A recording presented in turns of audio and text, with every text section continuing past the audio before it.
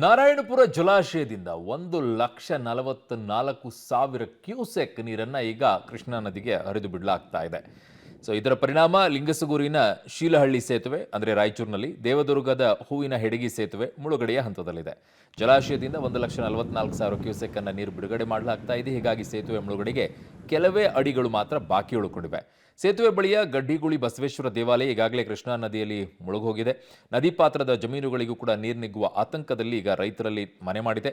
ನದಿ ಪಾತ್ರಕ್ಕೆ ಯಾರೂ ಕೂಡ ತೆರಳಬೇಡಿ ಅಂತ ಜಿಲ್ಲಾಡಳಿತ ಎಚ್ಚರಿಕೆಯನ್ನ ಕೊಟ್ಟರೂ ಕೂಡ ನದಿ ದಂಡೆಯಲ್ಲಿ ಮೀನು ಹಿಡಿಯೋಕೆ ಜನ ಹೋಗ್ತಾನೇ ಇದ್ದಾರೆ. ಮಹಾರಾಷ್ಟ್ರ ಸೇರಿದಂತೆ ಕೃಷ್ಣಾ ನದಿಯ ಅಚ್ಚುಕಟ್ಟು ಪ್ರದೇಶದಲ್ಲಿ ಸಾಕಷ್ಟು ಮಳೆ ಸುರಿತಾ ಇರೋದ್ರಿಂದ ಈಗ ರಾಯಚೂರು ಜಿಲ್ಲೆಗೂ ಪ್ರವಾಹ ಭೀತಿ ಎದುರಾಗಿರುವಂಥದ್ದು. ನಾವೀಗ ದೇವದುರ್ಗದ ಹೂವಿನ ಹೆಡಗಿ ಬಳಿ ಇರ್ತಕ್ಕಂಥ ಕೃಷ್ಣಾ ನದಿಯ ಸೇತುವೆ ಏನಿದೆ, ಸ್ಪ್ರಿಂಗ್ ಬ್ರಿಡ್ಜ್ ಅಂತ ಏನು ಕರೀತಾರೆ, ಆ ಒಂದು ಸೇತುವೆ ಮೇಲೆ ನಾವಿರುವಂಥದ್ದು.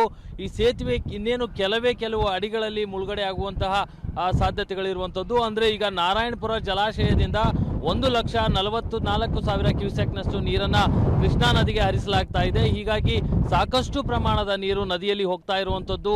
ಇದರ ಪ್ರಮಾಣ ಇನ್ನೂ ಹೆಚ್ಚು ಆಗಿದ್ದೇ ಆದರೆ ಈ ಒಂದು ಸೇತುವೆ ಕೂಡ ಮುಳುಗಡೆ ಆಗುತ್ತೆ. ನಾವು ಈ ಸೇತುವೆ ಬಳಿಯಲ್ಲಿ ಇರ್ತಕ್ಕಂಥ ಒಂದು ದೇವಸ್ಥಾನವನ್ನು ತೋರಿಸುವಂಥ ಪ್ರಯತ್ನ ಮಾಡ್ತೀವಿ.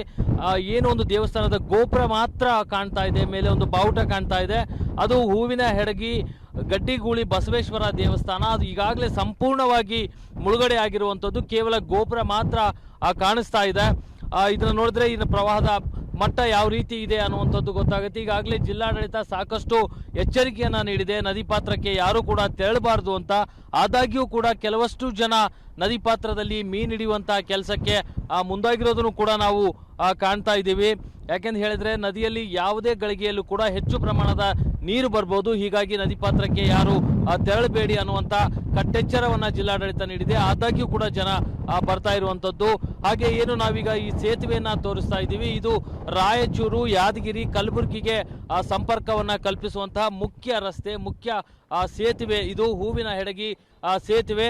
ಈ ಒಂದು ಸೇತುವೆ ಒಂದು ರೀತಿ ಬಂದ್ ಆದರೆ ನಿಜಕ್ಕೂ ಕೂಡ 3 ಜಿಲ್ಲೆಗಳ ಸಂಪರ್ಕ ಸಂಪೂರ್ಣ ಬಂದ್ ಆಗುವಂತಹ ಸಾಧ್ಯತೆಗಳು ಹೆಚ್ಚಾಗಿರುತ್ತೆ. ಯಾಕೆಂದ್ರೆ ಈ ಒಂದು ಮುಖ್ಯ ರಸ್ತೆಯ ಮೂಲಕನೇ ರಾಯಚೂರಿನಿಂದ ಯಾದಗಿರಿ ಮತ್ತು ಕಲಬುರಗಿಗೆ ಜನ ತೆರಳುವಂಥದ್ದು.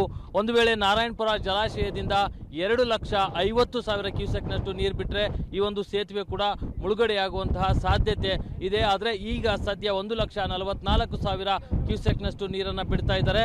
ಹೀಗಾಗಿ ನದಿ ಪಾತ್ರದ ಜನರಲ್ಲಿ ಪ್ರವಾಹದ ಭೀತಿಯಂತೂ ಈಗ ಸದ್ಯಕ್ಕೆ ಕಾಣಿಸ್ತಾ ಇದೆ. ಕ್ಯಾಮರಾಮನ್ ಯಲ್ಲಪ್ಪರ ಜೊತೆ ವಿಜಯ್ ಜಾಗಟ್ಕಲ್, ಪಬ್ಲಿಕ್ ಟಿವಿ, ರಾಯಚೂರು.